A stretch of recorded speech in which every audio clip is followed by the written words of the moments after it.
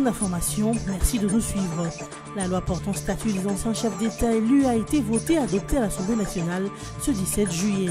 Cette loi a été élargie aux 2 présidents de chambre du Parlement congolais. Par conséquent, Obamina Kou et Léon Kingo Adondo bénéficieront des avantages liés à cette loi. 48 heures à Tambouy Mwamba pour retirer les insultes proférées aux professionnels des médias lors de son adresse aux travaux de la tripartite CENI-SENESA gouvernement. Au cas contraire, l'Union nationale de la presse du Congo promet des mesures graves de rétorsion. Centenaire de Nelson Mandela ce mercredi 18 juillet 2018. 5 ans après sa mort et un siècle après sa naissance, Madiba suscite encore une vénération qui va se traduire par des mois de commémoration chaleureuse. Parmi les États qui ont célébré les 100 ans du premier président noir sud-africain pour sa lutte, figure la République démocratique du Congo. Voté et adopté à la plénière de mardi 17 juillet à l'Assemblée nationale, chambre basse du Parlement bicaméral de la RDC, la loi portant statut des anciens chefs d'État a été étendue au président de 2 chambres du Parlement congolais. Et par conséquent, le président du Sénat et de l'Assemblée nationale bénéficieront des avantages accordés par la dite loi aux anciens chefs d'État.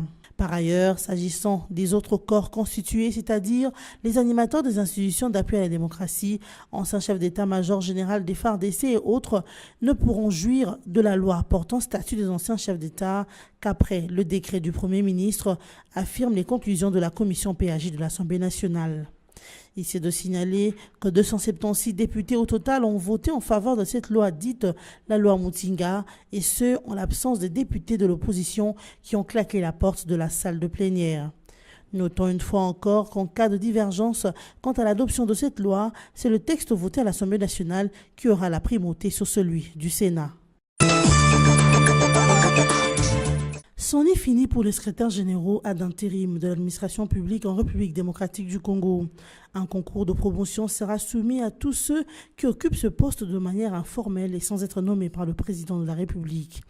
La cérémonie du lancement de ce test a eu lieu mardi 17 juillet à l'immeuble du gouvernement.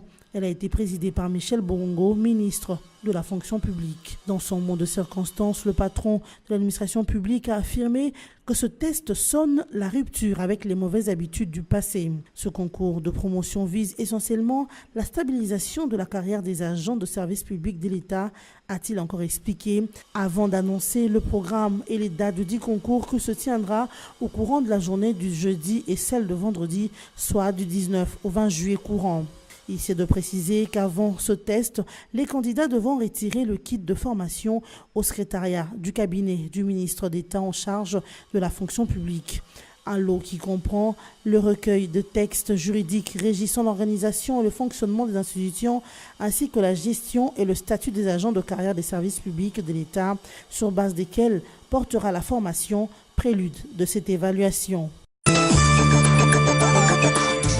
Un ultimatum de 48 heures a été donné au ministre Alexis Tambouy Mwamba pour retirer ses insultes proférées contre le journaliste congolais. C'est lors de son intervention à la tripartite CENI-SENESA gouvernement le lundi 16 juillet 2018 que le ministre Tambouy a qualifié les journalistes de misérables, minables, des personnes qui écrivent n'importe quoi pour le paix d'argent de Moïse Katumbi, tout en continuant à lui accorder la parole. Raison pour laquelle l'Union nationale de la presse du Congo proteste énergétiquement et considère ces propos inacceptables et indignes d'hommes d'État. Compte tenu de la gravité de ces insultes, l'UNPC, en sa qualité de cadre fédérateur de tous les journalistes et organisations professionnelles des médias en RDC, exige du ministre Tambouy le retrait en disant 48 heures de ces insultes, faute de quoi la profession prendra de mesures graves de rétorsion. Cependant, cette situation doit servir de leçon à la coopération journalistique de la RDC, car il y a tellement d'intrus dans la profession que celle-ci perd sa valeur en RDC. Mais étant ministre d'État, Alexis Tambouy Mwamba devait faire preuve de scrupules. En marge d'incidents qui ont opposé les forces de sécurité congolaises à celles de l'Ouganda sur le lac Édouard, une réunion entre des représentants de 2 pays a eu lieu ce mercredi 18 juillet à Kasese en Ouganda. Selon une source gouvernementale congolaise, ces pourparlers se tiennent en vue de la libération de pêcheurs détenus dans des prisons ougandaises et de l'autorisation de retrouver le pêcheur perdu dans le lac. Également pour la démarcation de la frontière lacustre afin de mettre fin aux tensions. Cependant, une association de pêcheurs congolais a accusé hier, mardi 17 juillet, la marine ougandaise d'avoir interdit la recherche de corps de ses membres disparus depuis le 7 juillet sur le lac Édouard. En outre, l'ONG Cercle International pour la défense des droits de l'homme, la paix et l'environnement demande au gouvernement congolais de tout mettre en œuvre pour obtenir la libération de pêcheurs détenus en Ouganda ainsi que leur matériel. Cette même ONG a signalé que pendant ces temps, l'armée ougandaise continue de franchir la frontière congolaise sans aucune autorisation préalable. Cette dernière mène également des activités de patrouille sans raison dans les eaux congolaises. Ainsi, pour mettre fin aux tensions sur le lac Édouard, le ministre de l'Agriculture, Pêche et Élevage, Daniel Paluku Yéré, avait indiqué que le gouvernement congolais a créé une commission interministérielle, ce pour entreprendre des pourparlers avec les autorités ougandaises. L'Organisation mondiale de la santé OMS a signalé qu'il n'y a aucun cas positif atteint de la maladie à virus Ebola dans le nord de la République démocratique du Congo, précisément dans la province de l'Équateur, depuis le 12 juin. Cela motive les autorités congolaises à déclarer définitivement dans une semaine la fin de cette épidémie sur le sol congolais. Le ministre congolais de la Santé va finalement déclarer d'ici le 25 juillet la fin de l'épidémie. D'après la porte-parole de l'agence onusienne pour la santé Fadela Chaïb, lors d'un point de presse à Genève le mardi 17 juillet 2018, le ministre de la Santé de la RDC a entamé un compte à rebours jusqu'au 24 juillet. Pour marquer la fin de l'épidémie d'Ebola suivant les recommandations de l'OMS. Fadela Chaïb a aussi fait remarquer que le vaccin expérimental utilisé est l'un des outils ayant contribué à maintenir l'épidémie. Notons qu'en attendant, la surveillance est restée toujours active et toutes les alertes sont examinées. Restons vigilants, précise l'OMS, qui insiste sur les leçons tirées de l'épidémie d'Ebola au cours de l'année 2014-2015. Le monde célèbre le centenaire de Nelson Mandela, 5 ans après sa mort, ce 18 juillet, date qui marque le jour de sa naissance. Un siècle après sa naissance, Nelson Mandela suscite encore une vénération qui va se traduire par 2 mois de commémoration chaleureuse. L'Afrique du Sud vient ainsi de lancer une pièce d'or et plusieurs billets de banque commémoratifs à l'effigie du premier président noir de la République sud-africaine. Des coupures en nombre limité d'une valeur de 10, 20, 50, 100 et 200 randes, mais aussi une pièce d'or conçue par l'artiste Sindizo Nyoni. Comme avec le timbre lancé pour le 90e anniversaire de Nelson Mandela, l'hommage en objet évite l'indécence. En cette commémoration du centenaire de la naissance de Mandela, quelques-uns de ceux qui accourent pour bénéficier de l'aura Madiba seront d'une pointure honorable. Le cas de Barack Obama, premier président noir des États-Unis d'Amérique, qui sera orateur à Johannesburg la veille de la date anniversaire du discours annuel de la Fondation Mandela. À travers le monde, plusieurs pays ont commémoré ce centenaire de Nelson Madiba Mandela, notamment en République démocratique du Congo. 18 juillet 1918, 18 juillet 2018, cela fait 100 ans, jour pour jour, depuis que Nelson Mandela est né. En cette date anniversaire, un vibrant hommage a été rendu à cette icône de lutte contre l'apartheid dans le monde entier. En République démocratique du Congo et à Kinshasa en particulier, la journée a été marquée par le lancement d'activités de volontariat à l'honneur de Madiba. À cet effet, le centre hospitalier Saint-Joseph de Limité a été choisi pour lancer ses activités. Peindre le mur de l'hôpital, faire le nettoyage et le dépistage gratuit, mais aussi réfectionner la pédiatrie, tels ont été les actes humanitaires effectués ce mercredi par la MONUSCO, le personnel de l'ambassade de l'Afrique du Sud et les volontaires Mandela de la RDC.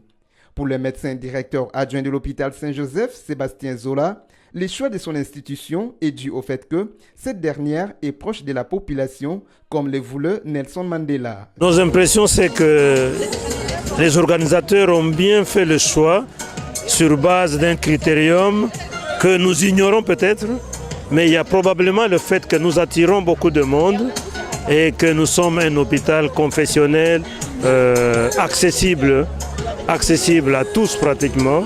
David Kresley, qui a représenté Leila Zerougui, patron de la MONUSCO, a fait savoir que les Nations Unies en RDC resteront toujours dans la même lignée que Nelson Mandela, notamment en défendant les droits de l'homme, la dignité de la femme et des enfants et en combattant pour la paix durable. Du côté du gouvernement provincial, la ministre de l'Éducation, Thérèse Olenga, a indiqué que l'exécutif provincial soutiendra la philosophie de Mandela afin de la pérenniser au sein des générations futures.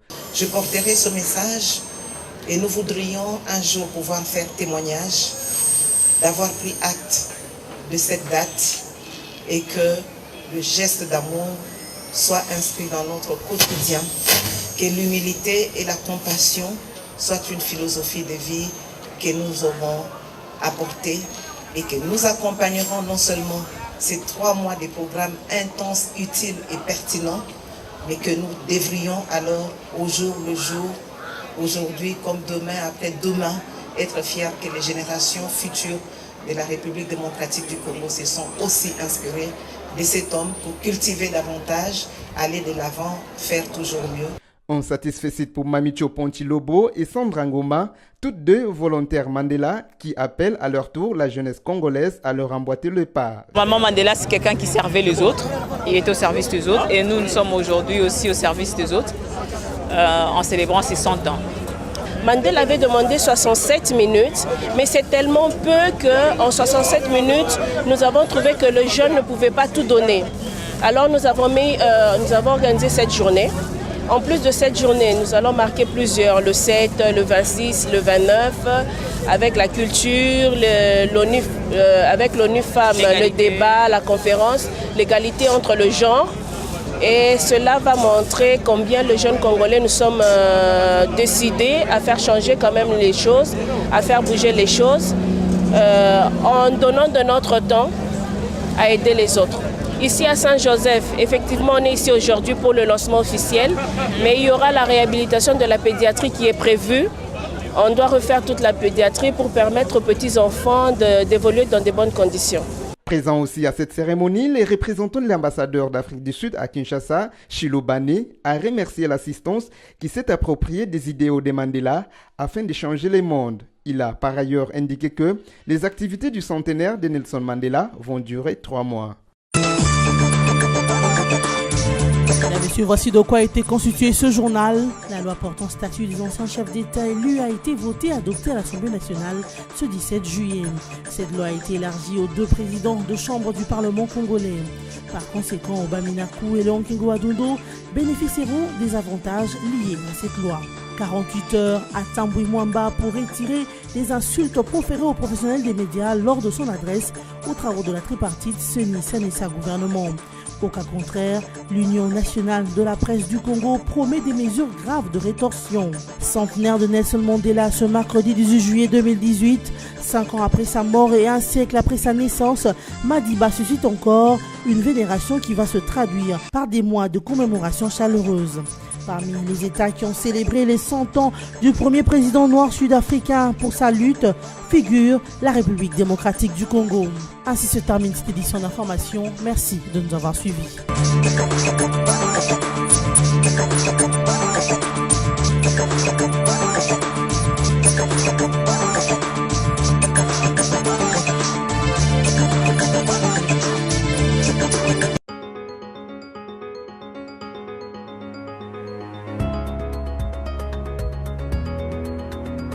Mesdames, Messieurs, merci d'être avec nous pour suivre la revue de presse en ligne de ce mercredi 18 juillet 2018, sélectionnée et résumée pour vous sur BSC TV.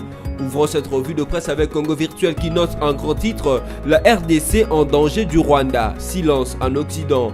Alors que de bruits de bottes résonnent au Rwanda avec une nouvelle rébellion, à Kinshasa l'on s'interroge sur le 2 poids et mesures des Occidentaux. D'une part, en effet, l'on assiste à un silence assourdissant face à la situation au Rwanda qui pourrait aboutir à la déstabilisation de la RDC et l'ensemble de la région. De l'autre, l'on joue carrément au pyromane pour des interventions armées dans ce pays tout en émettant des craintes hypocrites sur ce que cela entraînerait quant à la stabilité de la même région. Après les bruits de bottes évoqués plus tôt en pointillé dans les réseaux sociaux au sujet d'une nouvelle rébellion qui aurait vu le jour au Rwanda contre le pouvoir de Paul Kagame, les nouvelles se font plus précises depuis le début de la semaine. L'on parle en effet d'un nouveau mouvement politico-militaire rwandais aux sigles sans précision, des MRCD. Poursuivant cette revue de presse avec Forum des As qui titre « Poursuite de la réforme de l'administration publique, Michel Bongongo lance le concours pour le candidat SG ». C'en est donc fini pour les secrétaires généraux ad intérim des administrations publiques en RD Congo. Tous ceux qui occupent ce poste sans avoir été nommés formellement par le président de la République seront soumis à un concours de promotion au grade des secrétaires généraux de l'administration publique. La cérémonie officielle de lancement de ce test a eu lieu hier mardi 17 juillet à l'immeuble du gouvernement sous la présidence du ministre d'État en charge de la fonction publique Michel Bongongo Ikoli. À en croire le numéro 1 de l'administration publique en RD Congo, ce concours de promotion vise essentiellement la stabilisation de la carrière des agents des services publics de l'État, une mission spécifique que le chef de l'État Joseph Kabila lui avait confiée. Le chronogramme du dit concours, annoncé par le ministre Michel Bongongo, prévoit pour le candidat 2 jours, soit jeudi 19 et vendredi 20 juillet, pour retirer les kits de formation au secrétariat du cabinet du ministre d'État, ministre de la fonction publique. Le lot comprend essentiellement un recueil de textes juridiques régissant l'organisation et le fonctionnement des institutions ainsi que la gestion et les statuts des agents des carrières des services publics de l'État. Bouclons cette revue de presse avec les sites okapi.net qui écrit « Kisangani, des universitaires lancent une pétition contre un 3e mandat de Joseph Kabila ». De professeurs d'université, des étudiants, des médecins et d'autres intellectuels ont lancé mardi 17 juillet à Kisangani la récolte des signatures au bas d'une pétition contre un éventuel 3e mandat du président Joseph Kabila. La cérémonie du lancement a connu un grand engouement de ceux qui se disent opposés à ce 3e mandat. Selon eux, cette initiative est une réponse à certains professeurs qui laissent croire à l'opinion que ce 3e mandat pour l'actuel président est possible. Les signataires de la pétition soutiennent qu'il n'y a aucune possibilité pour Joseph Kabila de briguer un 3e mandat présidentiel. Si quelqu'un faisait croire au président que c'est possible, il le tromperait, il induirait le président dans une grosse faute, même un crime, a affirmé le professeur Alphonse Maïndo. Cette revue de presse est terminée. Merci à vous de l'avoir suivi et à la prochaine.